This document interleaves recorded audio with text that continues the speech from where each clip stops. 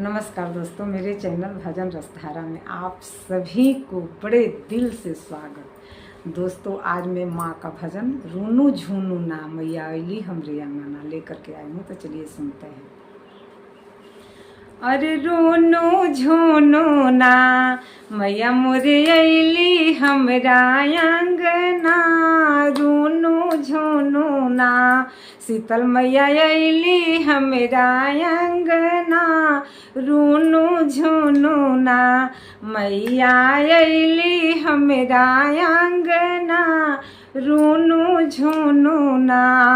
अरे जाहूँ हम जानीती कि मैया अहे आंगना, रूनू झूनू ना मैया के आंगना लिपैती, रूनू झूनू ना दुअरा घर लिपवैती कि रूनू झूनू ना सतो बहिना अली हमरा आंगना के, रूनू झूनू ना।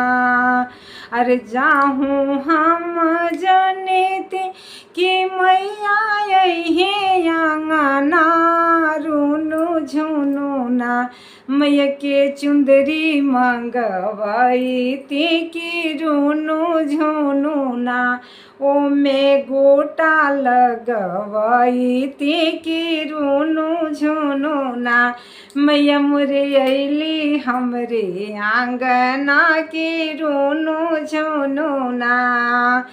जाहूँ हम जनिती सतो बहिना अहे आंगना, रूनू झूनू ना मैया के पूड़ी बनैती कि रूनू झूनू ना मैया के हलवा बनवैती कि रूनू झूनू ना मैया के चाना भिजैती कि रूनू झूनू ना मैया अली हमरा आंगना, रूनू झूनू ना।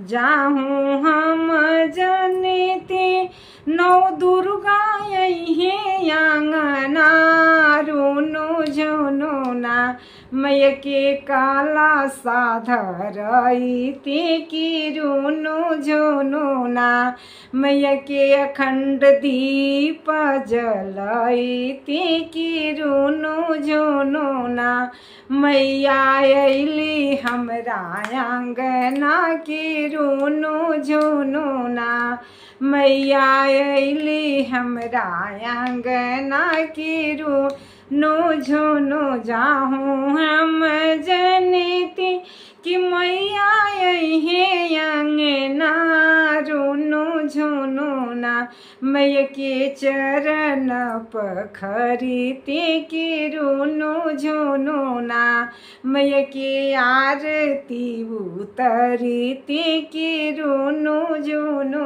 ना मैया के भोग लगैती कि रूनू झूनू ना मैया अइनी हमरा आंगना, रूनू झूनू ना मैया अइनी हमरा आंगना, रूनू झूनू ना।